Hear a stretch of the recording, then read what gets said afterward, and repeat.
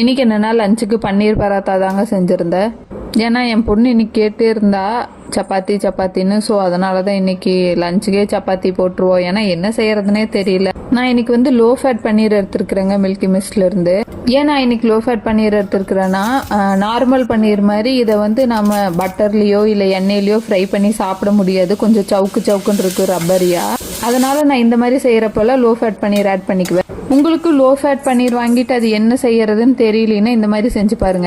நீங்க பராத்தா கூடயும் உள்ள ஸ்டஃப் பண்ணி செய்யலாம். இல்லைன்னா நீங்க எக் புர்ஜி பண்ணுவீங்களா, அதுக்கு முட்டைக்கு பதிலாக இந்த பன்னீரை வந்து அப்படியே பொடிச்சுட்டு சேர்த்துக்கிங்க. அதுவுமே சூப்பரா இருக்கும் சாப்பிட்றதுக்கு. உங்களுக்கு வந்து ரப்பரி டெக்ஸ்சர் தெரியவே தெரியாது. அப்புறம் கொஞ்சம் மஷ்ரூம் இருந்துச்சுன்னு அதையும் போட்டேன். சைட் டிஷ் வந்து ஃபர்ஸ்ட் நான் தக்காளி சட்னி தான் செய்யலாம்னு நினைச்சேன்.